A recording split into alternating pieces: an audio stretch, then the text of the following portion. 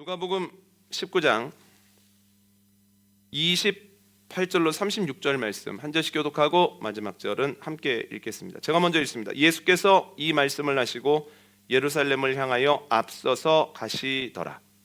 감람원이라 불리는 산 쪽에 있는 벳바게와 베다니에 가까이 가셨을 때에 제자 중 둘을 보내시며 이르시되 너희는 맞은편 마을로 가라. 그리로 가면 아직 아무도 타보지 않은 나귀 새끼가 매어 있는 것을 보리니 풀어 끌고 오라.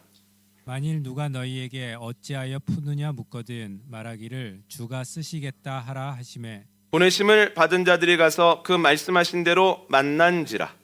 나귀 새끼를 풀 때에 그 임자들이 이르되 어찌하여 나귀 새끼를 푸느냐 대답하되 주께서 쓰시겠다 하고 그것을 예수께로 끌고 와서 자기들의 겉옷을 나귀 새끼 위에 걸쳐놓고 예수를 태우니 함께 하겠습니다. 가실 때에 그들이 자기의 겉옷을 길에 펴더라. 아멘. 제자들이 말합니다. 예수님, 예루살렘 성전은 정말 대단합니다. 이에 예수님께서 이렇게 말씀하십니다. 그날이 되면 돌 위에 돌 하나도 남지 않고 다 허물어질 것이다. 영원할 것 같은 예루살렘 성전이 무너진다는 이야기를 듣고 제자들이 깜짝 놀랍니다. 언제 그런 일이 있겠습니까? 그날이 이르기 전에 어떤 징조들이 있겠습니까? 예수님께서 말씀하십니다. 많은 사람들이 내 이름으로 와서 미혹할 거다. 그러니까 이단이 있을 거라는 거예요. 민족이 민족을, 나라가 나라를 대적하여 일어날 거다. 전쟁이 있을 거라는 겁니다. 그뿐만 아니라 곳곳에서 지진과 기근과 전염병이 끊이지 않을 거다. 이러한 일이 끊임없이 일어날 때에 그날이 가까이 오고 있다는 것만 기억해라. 여러분, 예수님의 이 말씀을 들으면 어떤 생각이 딱 떠오르십니까? 아이고야, 마지막 때가 얼마 남지 않았구나. 이런 생각이 든다는 거예요. 여러분, 그럴 수밖에는 없습니다. 우리나라를 비롯해 여기저기에서 사람들을 미혹하는 이단들이 일어나죠. 이단들이 참 끊이지 않고 계속 일어납니다. 또한 전쟁에 대한 소식이 여기저기에서 들려온다는 거예요.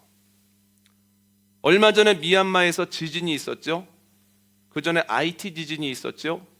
10수년 전에는 인도네시아와 일본에서 큰 지진이 일어나서 이와 관련하여 쓰나미 때문에 수십만 명의 사람들이 목숨을 잃었다는 거예요. 또한 이상기후와 이로 인한 기근의 문제가 우리에게 큰 위협이 되고 있습니다. 굉장히 덥습니다. 그래서 올해가 제일 시원한 해라는 농담 섞인 그러나 두려운 말들을 하기도 하고, 앞으로 인구가 이렇게 늘어나는데 식량을 어떻게 해결해야 되느냐라고 하는 일에 대해서 전문가들이 계속 고민도 한다는 거예요. 또한 코로나로 인하여서 전 세계가 어려움을 겪은 지 몇 년 되지 않았다는 거예요. 예수님 말씀하신 그대로 아닙니까? 이단, 전쟁, 지진, 기근, 전염병. 그런데 한 번만 더 생각을 해보면 지금만 그러한 일이 일어나는 건 아니라는 거예요. 바울이 선교 여행을 다닐 때도 벌써 거짓 선생들, 이단들이 있었습니다. 그러니까 바울 서신들을 보면 거짓 선생들을 조심하라고 계속해서 이야기하고 있지 않습니까?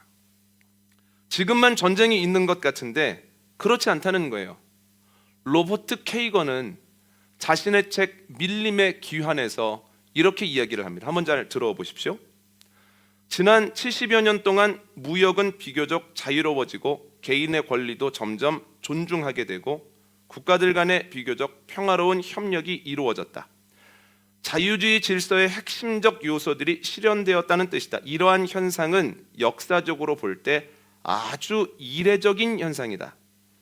수천 년을 거슬러가는 인류의 역사는 1945년까지만 해도 전쟁, 폭정, 가난으로 점철되었다. 우리 시대에도 그 나름의 참상과 학살과 억압과 야만성이 없지는 않았다. 하지만 가까운 과거의 기준을 포함해 역사적인 기준에 비추어 볼 때 비교적 낙원 같았다. 1945년 이후로 강대국들 사이의 전쟁은 일어나지 않았다. 그러니까 전에도 전쟁이 있었을 뿐만 아니라 전에 있었던 전쟁들은 지금의 전쟁보다 훨씬 잔인하고 참혹했다는 거예요. 그래서 뭐라고까지 얘기를 합니까? 1945년 이후에 강대국들 사이에서 전쟁이 일어나지 않았을 뿐만 아니라 이 정도면 이전의 상황에 비해서 낙원처럼 느껴질 정도다라고 얘기를 하고 있다는 거예요. 여러분, 지진을 또 생각해 보면 앞에서 예로 들었던 인도양 지진이나 동일본 지진에 비하여 훨씬 큰 지진이 1960년에 있었습니다. 그보다 더 큰 지진이. 그리고 그와 비할 만한 지진이 1906년에도 있었고 1953년에도 있었습니다. 야, 이렇게 큰 지진이 일어난단 말이야, 마지막 때가 온 거 아니야 라고 생각하지만 이미 수십 년 전, 100년 전에도 그러한 지진이 있었고, 이것은 우리가 관측하고 기록한 이후의 자료를 가지고 우리가 가늠한 거지, 그 이전에는 얼마나 많은 지진이 얼마나 크게 있었을지 우리가 알지 못한다라고 하는 거예요. 지진이 지금의 문제만이 아니라는 거예요. 이상기후와 기근도 마찬가지입니다. 2년 전에 가뭄이 아주 심할 때 헝거스톤, 소위 기근석이라고 하는 것이 여기저기에서 드러나는 거예요. 헝거스톤이 무엇이냐면 강 바닥에 있는 혹은 강 바닥 근처에 있는 돌에 글을 새겨 놓는 거예요. 평소에 비가 잘 올 때는 그 돌이 드러나지 않아서 돌에 새겨진 문구를 볼 수 없거든요. 그런데 가뭄이 심해져서 수위가 점점 내려가다가 강바닥이 보일 정도가 되면 헝거스톤이 드러나고 거기에 문구가 보이는 겁니다. 예를 들어서 엥겔강에 2년 전에 헝거스톤이 드러났는데 여기 글이 써 있지 않습니까? 독일어로 이렇게 써 있는 겁니다. 나를 보면 울어라. 왜 그럴까요? 이 글이 보일 만큼 수위가 낮아지면 그만큼 기근에 시달려서 수많은 사람들이 고통을 받고 수많은 사람들이 이미 목숨을 잃었을 거기 때문에 내 문구를 보면 울어야 된다, 울 수밖에 없다라고 헝거스톤에 써 있다는 거예요. 이게 언제 써졌냐면 1616년에 쓰여졌습니다. 이걸 통해서 알 수 있는 게 뭐냐면 심한 기근이 이전에도 있었다는 거예요. 우리는 이걸 보면서 지금의 기근이 수백 년에 한 번 올까 말까한 가뭄인가 봐 라고 생각할 수 있겠지만, 그와 더불어서 그 전에도 그 정도의 가뭄, 그보다 더 심한 가뭄이 있었다라고 하는 거죠. 저희가 코로나로 어려움을 겪었죠. 그런데 100년 전에는 더 심한 일도 있었습니다. 스페인 독감으로 어려움을 겪었죠. 그런데 이 모든 것이 14세기의 흑사병에 비하면 아무것도 아니라는 거예요. 학자들은 흑사병으로 인하여서 14세기 유럽 인구의 절반이 목숨을 잃었다라고 이야기할 정도입니다. 여러분, 이걸 통해서 알 수 있는 것이 무엇이냐면 우리에게 일어나고 있는 여러 가지 현상들을 가지고 마지막 때가 가까이 오고 있나 봐 라고 단순하게 말할 수는 없다는 거예요. 그때도 이러한 일이 계속 있었다는 겁니다. 그럼 어떻게 해석을 해야 될까요? 예수님께서 십자가에서 부활하시고 승천하신 순간부터 내가 너희에게 다시 돌아올 거다라고 선언하신 순간부터 지금에 이르기까지 언제나 마지막 때라는 거예요. 주님이 언제 오셔도 어색하지 않다는 거예요. 주님이 오늘 이 자리에 오셔도 이상할 것이 없다라고 하는 거예요. 그럼 우리는 어떻게 해야 되겠습니까? 언제 주님께서 오셔도, 언제 그날이어도 이상할 것이 없다라고 하는 생각을 가지고 우리가 끊임없이 대비를 하면서 살아야 된다는 거예요. 누가복음 한번 읽어볼까요? 누가복음 21장 35절과 36절입니다. 시작. 이날은 온 지구상에 거하는 모든 사람에게 임하리라. 이러므로 너희는 장차 올 이 모든 일을 능히 피하고 인자 앞에 서도록 항상 기도하며 깨어 있으라 하시니라. 아멘. 예수님께서는 그날이 모든 사람에게 임할 것이라고 하시면서 늘 기도하며 깨어 있으라고 말씀하시죠. 늘 깨어서 기도하지 아니하면 어제 새벽 기도 때 말씀드린 것처럼 동물이 넋 놓고 걸어가다가 덫에 턱 하고 걸리는 것처럼 넋 놓고 둔한 상태에서 살아가다가 하나님의 날이 이르게 되었을 때에 당황할 수밖에는 없다는 거예요. 그러면 둔해지지 않기 위해서 무엇을 해야 됩니까? 어제 나누었던 것처럼 이 땅에서 살아가면서도 끊임없이 하늘을 바라봐야 된다라고 하는 거예요. 염려가 없을 수는 없지만 그러나 믿음으로 쓸데없는 걱정들, 쓸데없는 세상 염려들을 계속해서 밀어내는 가운데 우리가 깨어 있을 수 있다는 거예요. 기도하면서 늘 깨어 있어야만, 불필요한 불안을 믿음으로 자꾸만 밀어내는 가운데 아주 섬세하고 민감한 마지막 때에 대한 감각을 유지해야만 하나님의 때에 부끄러움을 당하지 않을 수 있다는 거예요. 성경을 보면 또 다른 표현으로도 주님 말씀하시거든요. 마태복음 한번 읽어볼까요? 마태복음 10장 32절로 33절입니다. 함께 읽겠습니다. 시작. 누구든지 사람 앞에서 나를 시인하면 나도 하늘에 계신 내 아버지 앞에서 그를 시인할 것이요, 누구든지 사람 앞에서 나를 부인하면 나도 하늘에 계신 내 아버지 앞에서 그를 부인하리라. 아멘. 예수님께서는 제자들과 무리들과 우리들에게 말씀하십니다. 너희는 나를 시인하는 삶을 살아라. 그러면 마지막 때에 너희가 하나님 아버지 앞에 섰을 때 나도 너희를 시인할 것이다. 우리는 어떤 삶을 살아야 됩니까? 우리의 삶의 모습이 하나님의 존재와 하나님의 능력을 시인하는 삶을 살아야 된다는 거예요. 그랬을 때 그날에 부끄러움 당하지 않는다는 거예요. 또 다른 표현 한번 읽어볼까요? 누가복음 9장 23절과 24절입니다. 누가복음 9장입니다.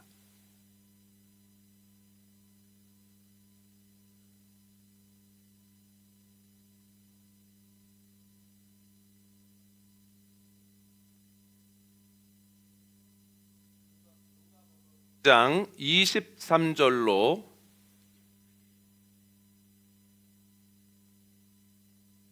누가복음 9장 23절로 24절 말씀 함께 읽습니다. 시작. 또 무리에게 이르시되 아무든지 나를 따라오려거든 자기를 부인하고 날마다 제 십자가를 지고 나를 따를 것이니라. 누구든지 제 목숨을 구원하고자 하면 잃을 것이요, 누구든지 나를 위하여 제 목숨을 잃으면 구원하리라. 아멘. 예수님께서는 날마다 자기를 부인하고 자기 십자가를 지고 따를 때 마지막 날에 구원받는 사람이 될 거다, 이렇게 말씀하십니다. 여러분, 자기 십자가 없는 사람 없습니다. 그리고 십자가 무겁지 않은 사람 없습니다. 우리가 흔히 착각하는 것은 나에게는 십자가가 있는데, 많은데, 무거운데 다른 사람은 십자가 없어 보이는 거예요. 저 사람은 무슨 걱정이 있겠나, 저 사람은 뭐가 그렇게 어렵겠나, 뭐가 무겁겠나. 그런데 그렇지 않습니다. 그 사람에게도 눈에 보이는 십자가와 눈에 보이지 않는 십자가가 있다는 거예요. 표현하는 십자가와 표현되지 않는 더 큰 십자가, 무거운 십자가, 아픈 십자가가 있다는 거예요. 그럼 우리는 뭘 해야 됩니까? 다른 사람은 없어 보이는데 왜 나만 있나, 저 사람 십자가는 가벼워 보이는데 왜 나는 이렇게 한 걸음 한 걸음 옮기기 어렵게 무거운 십자가일까? 이것을 비교하며 힘들어하는 것이 아니라 내가 담당해야 되는 십자가를 감당하면서 주님을 따라가야 된다는 거예요. 그래야만 주님의 날에 구원에 이룰 수 있습니다. 여러분, 주님의 날이 언젠지 알 수 없습니다. 우리가 언제 어디서 어떤 모습으로 주님을 대할지도 알 수 없습니다. 그러나 우리의 삶이 늘 깨어서 기도하고 또한 주님의 존재와 능력을 시인하고 또한 날마다 자기 십자가를 지고 열심히 노력하면서 주님을 따라갈 때 주님의 날이 책망받는 날이 아니라 주님께 칭찬을 받고 준비된 면류관을 쓰는 복된 날이 되어지기를 원합니다. 그런데 문제가 있습니다. 요즘 뉴스를 보면서 참 안타깝게 느껴지는 것은 정반대 입장을 가지신 분들이 똑같이 국민의 뜻을 이야기한다는 거예요. 완전히 정반대 입장인데 이게 국민의 뜻입니다. 국민은 그렇게 생각하지 않습니다. 나는 국민만 보고 걸어갑니다, 이렇게 얘기를 하거든요. 둘 중에 하나 틀렸든지 둘 다 틀렸든지 그럴 겁니다. 그럼에도 불구하고 검증할 방법이 없어요. 아니, 그 사람들이 왜 나름대로 국민의 뜻이라고 이야기하고 그 뜻을 뿌리 삼아서 행동할 수 있는가? 그 이유는 간단합니다. 국민의 뜻을 명확하게 알기가 쉽지 않기 때문입니다. 몇 년에 한 번씩 국민의 뜻을 아는 여러 가지 일들이 있다고 해도 그것도 못 믿겠어 하면 그거는 본인 마음대로 할 수 있는 거라는 거예요. 국민의 뜻을 명확하게 알기가 쉽지 않기 때문에 자기 마음대로 해석하고 자기 마음대로 행동할 수 있는 거죠. 그런데 두려운 게 뭐냐면 그 국민이라고 하는 단어에 하나님을 넣어도 전혀 어색하지 않다는 겁니다. 이게 하나님의 뜻입니다. 하나님이 기뻐하시는 일입니다. 하나님께서 하라고 하셨습니다 라고 하면, 그리고 그것을 통해서 행동을 하면 이에 대해서 어떻게 할 말이 없습니다. 왜 그럴까요? 하나님의 뜻을 명확하게 알기가 쉽지 않다는 거예요. 제가 이 말씀을 왜 드리냐면, 우리가 하나님 내가 깨어 기도합니다, 하나님 내가 주님을 시인하는 삶을 살아갑니다, 하나님 내가 내 십자가를 지고 주님을 따라갑니다, 이 힘든 것 주님이 기뻐하시는 일인 줄 믿습니다 하고 따라갔는데, 이것이 과연 그렇다면 마지막 날에 그래 나도 그렇게 생각을 했는데 잘하더라 라고 한다면 문제가 아닌데, 만약에 그날 갔는데 내가 생각했던 하나님의 뜻과 하나님이 생각하는 하나님의 뜻이 다르다면 이만큼 어려운 일이 없다는 거예요. 지난주에 말씀드린 것처럼 만약에 그렇다면 나는 예수님을 아는데 예수님은 나를 모르시고, 나는 예수님의 일을 한다고 생각을 했는데 예수님께서는 그 일을 인정하지 않는 참 안타까움을 경험할 수밖에 없다는 거예요. 그래서 우리가 말씀을 읽는 가운데 우리의 삶을 통해서 끊임없이 나는 지금 예수님 따라가고 있나? 나는 지금 예수님을 시인하고 있나? 나는 지금 기도하면서 깨어있는 상태인가 아니면 잠들어 있는 상태인가를 끊임없이 점검해 보는 수밖에 없다는 거예요. 오늘은 무엇으로 점검할지 두 가지를 나눠보려고 하는데, 첫 번째는 이것입니다. 주님과 함께 가고 있는가, 우리의 목적지를 계속해서 점검해야 된다는 거예요. 계속해서 예수님이 제자들과 함께 예루살렘으로 향하시거든요. 그런데 여러분, 예루살렘이 어떤 곳입니까? 한번 읽어볼까요? 요한복음 7장입니다. 요한복음 7장 2절로 4절 말씀 함께 읽겠습니다. 시작. 유대인의 명절인 초막절이 가까운지라 그 형제들이 예수께 이르되 당신이 행하는 일을 제자들도 보게 여기를 떠나 유대로 가소서. 스스로 나타나기를 구하면서 묻혀서 일하는 사람이 없나니 이 일을 행하려 하거든 자신을 세상에 나타내소서 하니. 아멘. 예수님의 형제들이 예수님에게 이렇게 말합니다. 당신이 행하는 일들을 유대로 가서, 예루살렘에 가서 그대로 행하십시오. 그래야 유명해질 것 아닙니까? 이 변두리에서 해봤자 큰 영향력을 발휘하지 못합니다. 빨리 올라가셔야 됩니다. 이렇게 얘기를 하거든요. 그들의 말을 통해서 알 수 있는 것, 예루살렘은 그 당시의 중심이라는 거예요. 사람과 물질과 권력자들이 모이는 곳이라는 거예요. 사람들의 입장에서 보면 예루살렘이 중심이기 때문에 모든 사람들이 예루살렘에 갈 때는 올라간다라고 표현을 하는 겁니다. 그래서 제자들은 예루살렘으로 올라가고 있는 겁니다. 중심지로, 화려한 곳으로, 풍성한 곳으로 올라가고 있다라고 하는 거예요. 그런데 예루살렘으로 올라갈 때 제자들이 기대하던 바가 있었어요. 예수님께서 예루살렘에 올라가시면 사람들을 더 많이 모으시고, 또한 로마와 싸우시고 새로운 나라를 세우시고 새로운 나라의 본인들을 고위관직으로 임명하시겠다라고 하는 기대감이 있었다는 거예요. 그래서 그들은 예루살렘으로 올라가는 중에 끊임없이 서로 싸웁니다. 누가 더 높으냐, 누가 더 예수님과 가까우냐, 누가 더 고위직에 갈 것이냐를 가지고 본인들끼리 갈등했다는 거예요. 심지어는 어머니를 모시고 와서 새 나라가 세워지면 우리 아들들을 왼쪽에 오른쪽에 앉혀주십시오, 높은 자리에 올라가게 해주십시오 라고 하는 청탁까지 했다는 거예요. 여러분, 제자들이 예루살렘으로 올라가는 것은 어떤 의미를 가지고 있습니까? 자신의 이름을 위해서, 자신의 욕심을 위해서, 자신의 입신양명을 위해서 올라간다라고 하는 거예요. 그런데 예수님께서 예루살렘에 가신 것은 조금 다른 이유를 가지고 있다는 거예요. 누가복음 9장 한번 읽어볼까요? 누가복음 9장 22절입니다. 시작. 이르시되 인자가 많은 고난을 받고 장로들과 대제사장들과 서기관들에게 버림받아 죽임을 당하고 제3일에 살아나야 하리라 하시고. 아멘. 예수님께서 왜 가십니까? 예루살렘에서 고난 받으시고 십자가에서 죽으시고 부활하시기 위해서 예루살렘으로 향하신다는 거예요. 그 방향을 한번 볼까요? 빌립보서 2장입니다. 빌립보서 2장 5절로 8절 말씀입니다. 함께 읽습니다. 시작. 너희 안에 이 마음을 품으라. 곧 그리스도 예수의 마음이니 이는 근본 하나님의 본체시나 하나님과 동등됨을 취할 것으로 여기지 아니하시고 오히려 자기를 비워 종의 형체를 가지사 사람들과 같이 되셨고 사람의 모양으로 나타나사 자기를 낮추시고 죽기까지 복종하셨으니 곧 십자가에 죽으심이라. 아멘. 예수님께서는 하나님과 동등하신 분입니다. 하늘에 계셨죠. 그런데 우리를 위해 이 땅으로 내려오셨다는 거예요. 많이 내려오셨습니다. 그런데 거기에서 멈추신 것이 아니라 예수님께서는 계속해서 내려가셔서 십자가에 달려 돌아가시기까지 했다라고 하는 겁니다. 즉 예수님의 예루살렘 행은 우리들의 눈으로 보기에는 계속해서 낮아지심이라는 거예요. 그러니까 제자들은 자신들의 이름과 이익과 입신을 위하여 예루살렘으로 올라가고 있는데 예수님께서는 똑같은 길을 걸어가심에도 불구하고 십자가로 내려가시는 중이라는 거예요. 그런데 여러분, 성경은 조금 다르게 표현합니다. 마태복음 16장 21절을 함께 읽어보겠습니다.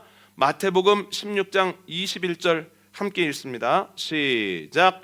이때로부터 예수 그리스도께서 자기가 예루살렘에 올라가 장로들과 대제사장들과 서기관들에게 많은 고난을 받고 죽임을 당하고 제3일에 살아나야 할 것을 제자들에게 비로소 나타내시니. 아멘. 예수님께서는 주는 그리스도시요 살아계신 하나님의 아들입니다 라고 하는 베드로의 고백을 들은 이후부터 예루살렘에 가셔서 고난을 받고 죽으시고 부활할 것이라고 하는 사실을 알려주기 시작하시거든요. 그런데 21절 앞부분에 뭐라고 되어 있습니까? 그때로부터 예수 그리스도께서 자기가 예루살렘에 올라가서 이렇게 되어 있습니다. 분명히 우리 눈에 보기에는 내려가는 것 같은데, 비천해지는 것 같은데, 그런데 예수님께서는 제자들에게 장차 내가 예루살렘에 올라갈 거다 이렇게 말씀하시거든요. 올라가서 십자가를 질 거다라고 말씀하시거든요. 왜 이렇게 표현을 할까요? 기준이 다르기 때문입니다.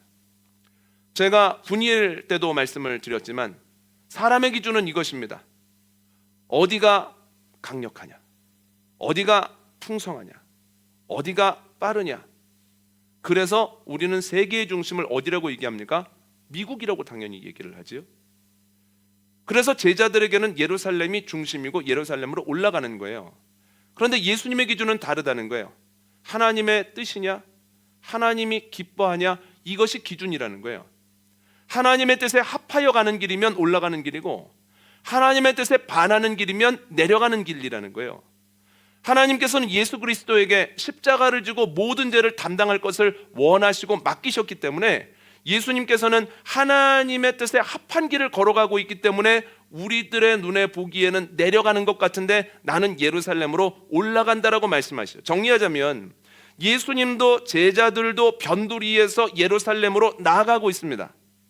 제자들도 올라간다고 생각을 하고 예수님도 올라간다고 생각을 하고 있습니다. 그러나 의미는 완전히 다르다는 거예요. 제자들은 왜 올라가는 겁니까? 자신의 이름과 자신의 입신 양명을 위해서 올라가는 거예요. 그러나 예수님께서는 하나님의 뜻을 위하여 가고 있기 때문에 올라가고 계시다라고 하는 거예요. 여러분, 우리가 똑같이 일상생활을 합니다. 똑같이 일을 합니다. 똑같이 노력하는 것이 있습니다. 똑같이 자녀들을 키웁니다. 겉모습은 똑같아 보이지만 그러나 의미는 완전히 다를 수 있다는 거예요. 다를 수밖에는 없습니다. 내 이름이 나기 위해서, 내 이익을 위해서, 내가 원하는 대로 가기 위해서 최선을 다한다면 우리는 제자들의 길을 걸어가고 있는 겁니다. 그러나 똑같은 일을 하여도 내가 주님의 뜻에 합한 삶을 살기 위해서 주님이 뭘 원하실까? 주님이 어떻게 하면 기뻐하실까? 주님께서 이 상을 왜 맞이하게 하셨을까? 주님께서 이 사람들을 왜 허락하셨을까를 끊임없이 고민하는 가운데에서 기도하면서 결정하면 이 길은 예수님이 가셨던 십자가의 길이라는 거예요. 똑같이 보이는데 완전히 다른 의미죠. 다른 길을 걸어가는 거죠. 그래서 종착역이 다르다는 거예요. 예수님께서 마지막 날에 대해서 이렇게 말씀하시거든요.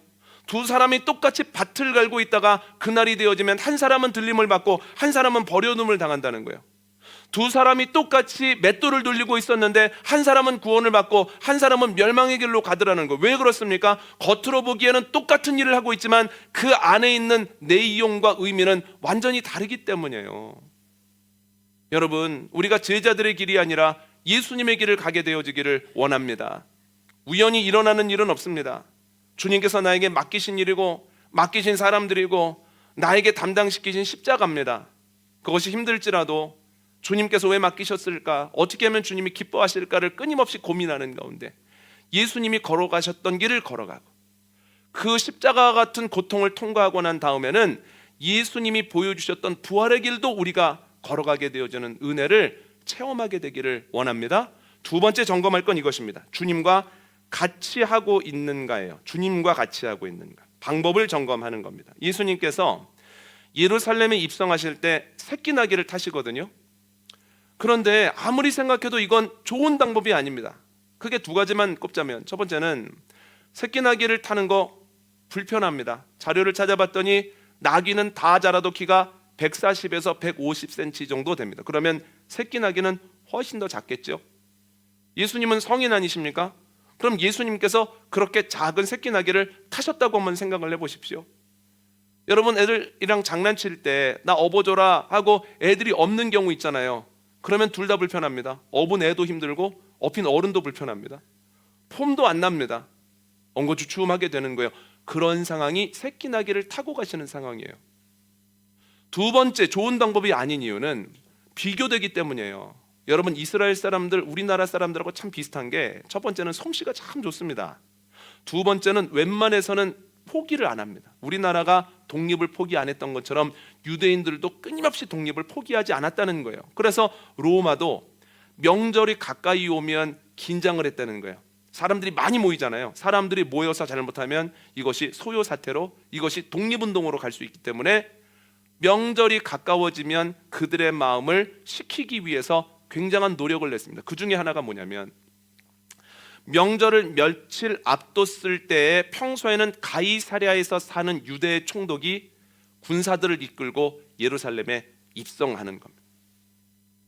말에 멋있게 장식을 하고, 그리고 총독이 그 위에 타고, 그리고 깃발을 든 사람들이 여기저기에 있고 적지 않은 군사들이 뒤에서 따르는데 발소리가 하나로 착착 맞춰지는 겁니다. 척척척. 그러면 입성하는 모습을 예루살렘 사람들 혹은 예루살렘에 방문했던 사람들이 보거든요. 그걸 보면서 뭘 느끼냐면 압도감을 느끼는 거예요. 우리가 아무리 힘써도 로마 군인은 못 이기겠구나. 독립은 꿈도 꾸면 안 되겠다. 독립하려고 노력했다가 잘못하면 십자가로 죽겠구나. 이런 생각을 끊임없이 하거든요. 그 일이 있고 며칠 있다가 예수님께서 오시는 거예요. 그런데 로마 총독과는 다르게 예수님 못 타고 오십니까? 새끼 나귀 타셨다는 거예요. 누구와 함께 하십니까? 어찌 보면 굉장히 볼품없는 사람들 열댓 명 데리고 오신다는 거예요. 그럼 사람들이 보면서 자연스럽게 비교하지 않겠습니까? 우습게 보이지 않겠습니까? 그래서 예루살렘에 입성하시는 가장 좋은 방법은 예수님도 좋은 말을 구해서 타고 오시는 거예요. 이게 제일 좋은 방법이에요. 두 번째, 말을 못 구했다? 그러면 그냥 걸어 들어오시는 거예요. 조용히. 그런데 예수님께서는 새끼나귀를 타고 오셨다는 거예요. 심지어는 새끼나귀를 가지고 계신 것도 아니었는데 제자들을 오늘 본문을 보면 건너편 마을까지 보내서 구해 오라고 해서 그 새끼나귀를 타고 가셨다라고 하는 거죠. 아니, 왜 이렇게 하셨냐는 거예요. 왜 이렇게 하셨을까요? 한번 읽어볼까요? 스가랴 9장 9절입니다. 스가랴 9장 9절 함께 읽겠습니다. 시작. 시온에 따라 크게 기뻐할지어다. 예루살렘에 따라 즐거이 부를지어다. 보라, 내 왕이 내게 임하시나니 그는 공의로우시며 구원을 베푸시며 겸손하여서 나귀를 타시나니 나귀의 작은 것 곧 나귀 새끼니라. 아멘. 나귀 타고 예루살렘 입성이 하나님의 계획과 하나님의 선호하시는 방법이었기 때문이에요. 그래서 예수님이 그렇게 하셨습니다. 여러분, 제자들은 예수님이 나귀 타고 입성하실 때는 이해를 다 못했거든요. 근데 언제 이해를 했느냐? 성령의 충만함을 받은 다음에 아하, 그래서 나귀를 타셨었구나. 볼품없고 느리고 효과적이지 않은데 그때 깨달은 거예요. 그런 사람들이 참 많습니다. 여러분, 예수님이 하시는 일 마태가 다 이해할 수 없었거든요. 그런데 마태가 성령을 받고 보니 예수님이 하셨던 모든 일들은 구약에서 예언되었고 하나님이 원하시는 방식이었다는 거예요. 그래서 마태복음에 어떤 얘기들이 많이 나옵니까? 예수님이 어떤 일을 하신 이후에 이런 주석을 달아놓습니다. 예수님이 이 일을 하신 것은 구약의 어떤 선지자들을 통하여 이미 예고하신 것이고 하나님이 바라시는 것이기 때문에 이렇게 하셨다는 거예요. 예수님께서는 하나님의 뜻에 따라 예루살렘에 올라가셨을 뿐만 아니라 그 일을 하는 과정 중에서도 하나님께서 기뻐하시는 방법을 사용하셨다라고 하는 거죠. 여러분, 우리가 예수님을 따르고 있는가, 예수님의 길을 가고 있는가, 이것은 목적과 더불어서 방법을 점검할 때 더욱 확실해진다는 거예요. 내가 예수님을 따른다고 하면서 세상의 방법을 따르고 효과적인 것을 따르고 빠른 것을 따른다면 예수님을 따르고 있지 않을 가능성이 높습니다. 그러나 예수님이 새끼 나귀를 타고 가시는 것처럼 조금 답답하고 조금 느리고 힘들고 그 과정 중에 아니 왜 저래? 더 좋은 방법이 있는데 왜 저렇게 해? 라고 하는 오해를 받을지라도 하나님의 말씀 안에서 하나님이 기뻐하신다라고 하는 분명한 믿음의 고백을 가지고 주님 방법으로 나아가려고 할 때 우리가 깨어 있는 것이고 주님의 존재와 능력을 시인하는 것이고 자기 십자가를 지고 나를 따르라고 하는 예수님의 명령에 순종하고 있을 가능성이 높다는 거예요. 여러분, 새끼 나귀를 타고 계십니까? 새끼 나귀를 타고 가셨던 예수님의 모습을 따라 행하고 계십니까? 죄인이기 때문에 참 어려운 일이지만 주님께서 함께 하시고 주님께서 성령으로 채워주시면 새끼 나귀의 방법으로 주님의 일을 감당하게 되어질 줄 믿습니다. 그렇게 할 때 끝까지 주님을 따르는 복된 인생, 그래서 마지막에 주님께서 시인해 주시고 주님께서 구원해 주시는 복된 삶을 살아가게 되기를 원합니다.